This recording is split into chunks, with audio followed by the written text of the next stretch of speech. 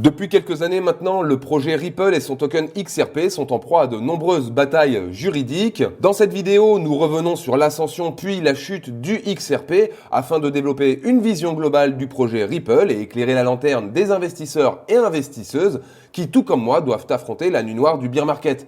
En effet, vous êtes nombreux à avoir investi dans le token XRP et les nombreux émules autour des procès vous font redouter de ne jamais avoir de retour sur investissement. D'ailleurs, en ce qui concerne le retour sur investissement, beaucoup négligent l'importance des petites actions qui, petit à petit, mises bout à bout, forgent de grandes réussites. Ce sont ces petites actions de rien du tout qui, finalement, nous permettent de produire des contenus comme celui qui vous est proposé aujourd'hui. Lorsque vous vous abonnez à la chaîne, vous réalisez une de ces petites actions et chacune de ces petites actions mises bout à bout constitue le terreau fertile dans lequel nous développons tous et nous vous remercions pour cela. Donc pensez à vous abonner et encore merci beaucoup. On va commencer la vidéo tout de suite.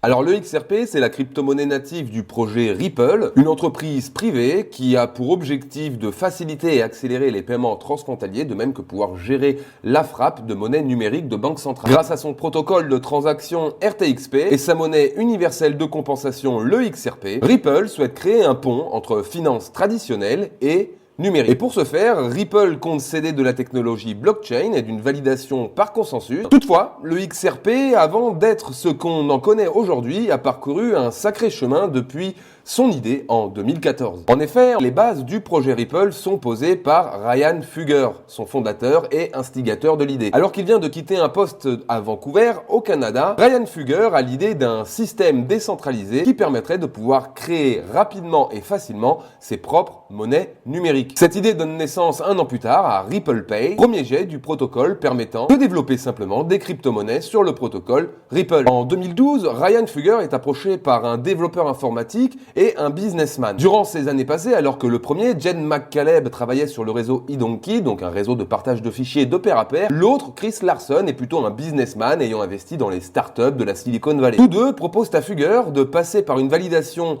par consensus plutôt que par un système de minage et une proof of work. Fugger est emballé, cela marquera le début du projet Ripple tel que nous le connaissons aujourd'hui, tout du moins le début de son développement exponentiel. Ripple Pay changera donc de nom à de multiples reprises pour enfin s'appeler Ripple en 2015 et durant 4 années, l'ascension du projet Ripple ne s'arrêtera pas. Jusqu'à obtenir une licence des services financiers new-yorkais en 2016, année à partir de laquelle le projet Ripple connaît une croissance fulgurante en signant de nombreux partenariats avec de nombreux partenaires bancaires et institutionnels. À tel point qu'on en entend parler partout. On entend parler dans les médias mainstream, il y a des publicités dans la rue, on reçoit des notifications sur les smartphones, etc., etc. J'en passe et des meilleurs, à tel point donc qu'en 2018, le cours du token XRP explose littéralement pour passer de 5 centimes de centimes à plus de 3 $. Alors c'est pas encore notre cas, bien entendu, on l'espère un jour et pour ça on compte sur vous, votre abonnement et votre petit pouce bleu vers le haut. En attendant, pour XRP, jusqu'en 2018, tout a l'air de marcher comme sur des roulettes. Et les investisseurs, petits comme gros, sont tous contents. Mais c'était sans compter sur le bear market qui s'ensuivit, les taureaux laissant place aux ours, c'est le début des galères pour le projet Ripple.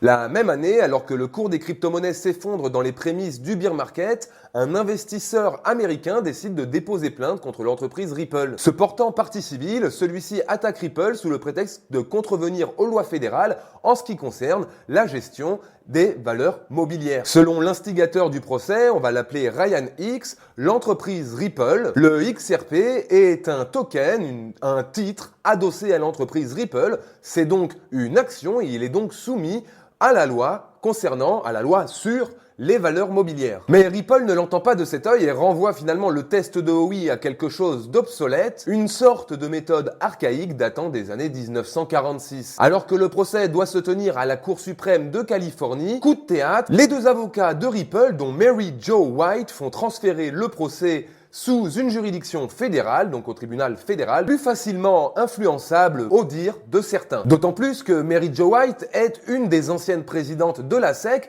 dont tout le monde à ce moment-là pense que celle-ci, la SEC, sera favorable du coup à Ripple dans l'issue du procès. Et ce fut en apparence le cas, puisque 3 mois plus tard, en septembre 2018, un accord amiable est trouvé, malgré qu'une partie de cet accord reste encore aujourd'hui secret. Et voilà, tout le monde est constant, tout le monde repart avec son chèque, est satisfait, Ripple est délesté du poids d'un procès juridique, fin de l'histoire, alléluia, bisounours dans le meilleur des mondes. Sauf qu'en fait, non, c'est pas du tout comme ça que ça s'est passé, et en fait, les plaintes allaient s'enchaîner pour Ripple. D'abord parce que le bear market n'est pas sans conséquence et a séché plus d'un portefeuille d'investisseurs. Et bon bah, amers, ceux-ci ont cherché par tous les moyens à pouvoir récupérer leur investissement, accusant Ripple à tour de bras de manipulation du cours, de projets trop centralisés, de ne pas répondre aux critères de test de OI, invoquant toujours les mêmes motifs pour pouvoir justifier toutes ces procédures intentées. Mais surtout parce qu'en 2021, cette même institution dont tout le monde pensait 3 ans auparavant qu'elle avantagerait Ripple, la Securities Exchange Commission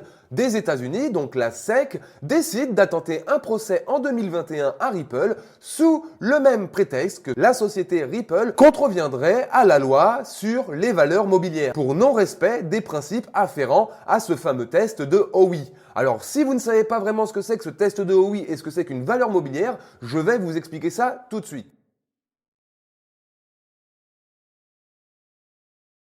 Le test de OI, qu'est-ce qu'il dit? Il dit qu'en gros, en ce qui concerne un investissement, si ce dit investissement comporte l'espoir d'un retour sur cet investissement et que ce retour sur investissement est fonction des performances d'une entreprise, alors c'est une action et donc une valeur mobilière. Et bon bah, une valeur mobilière, c'est un titre fongible, interchangeable, qui est émis par une personne morale, publique ou privée et qui représente une part du capital de cette entreprise dans le cas des actions et un droit de créance sur la propriété et le patrimoine dans le cas des obligations. Et donc du coup, sur la base de ces allégations, la SEC décide d'intenter un procès à Ripple, ce qui aura en 2021 un effet négatif sur le prix puisque le Ripple ne dépassera pas son plus haut historique, contrairement à de nombreuses autres crypto-monnaies. Mais plus récemment, de nouvelles informations juridiques viennent changer la donne.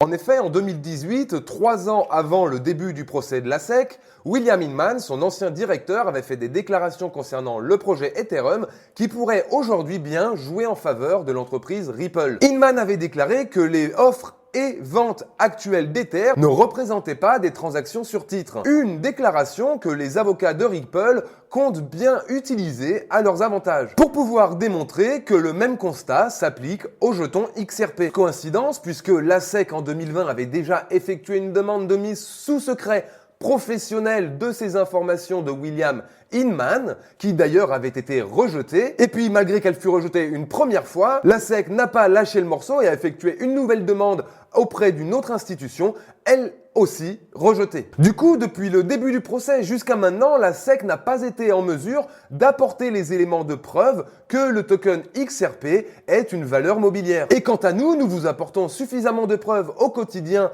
et tous les dimanches de notre volonté de vous fournir le meilleur contenu possible. Alors vous ne faites pas comme la SEC, ne jouez pas un double jeu et pensez-y, abonnez-vous à la chaîne. Donc en ce qui concerne la SEC, la justice semble donner raison à Ripple et a donc donné l'ordre à la SEC de fournir les documents, donc de déposer au dossier juridique les déclarations de William Inman, son ancien président.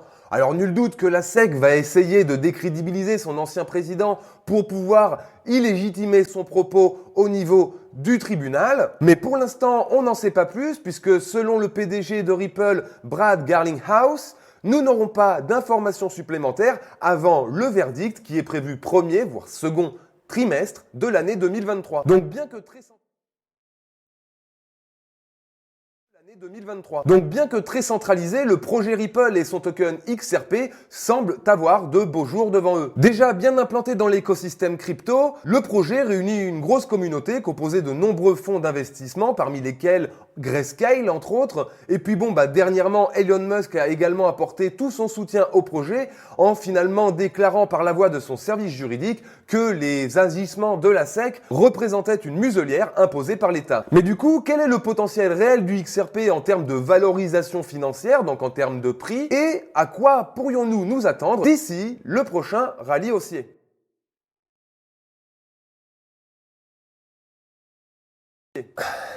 Lors du cycle haussier de 2017-2018, le prix du token XRP se situait en floor price, donc en prix plancher, à 5 centimes de dollars. En février 2018, il atteint un nouveau sommet historique à plus de 3 dollars pour finalement toucher un nouveau floor price, donc un nouveau prix plancher autour des 10 centimes en mars 2020. Et puis, comme nous vous le disions précédemment, les déboires avec la SEC en 2021 n'ont pas permis au token XRP de dépasser son plus haut historique et donc du coup, il n'a pas dépassé les fameux 3 dollars. On peut donc espérer que l'issue du procès et le verdict donné en 2023 pourrait donner des suites positives pour le projet Ripple et son token XRP. Et d'ailleurs, si on regarde graphiquement ce que ça donne, en appliquant une fourchette de chiffres au graphique de prix depuis son existence jusqu'à aujourd'hui, on pourrait envisager que le XRP d'ici au prochain rallye haussier en 2026 puisse atteindre les 20 dollars, voire plus. De quoi réjouir les investisseurs. Et bon, en considérant ces prédictions, il semblerait qu'on puisse avoir un compromis acheteur sur le niveau des 50 centimes, c'est-à-dire les niveaux sur lesquels nous nous trouvons actuellement. Et comme vous pouvez le voir sur le graphique, il suffit finalement de quelques indicateurs, lignes de tendance et support sur une unité de temps mensuelle, c'est amplement suffisant. Alors bien sûr, ceci ne correspond pas à un conseil en investissement,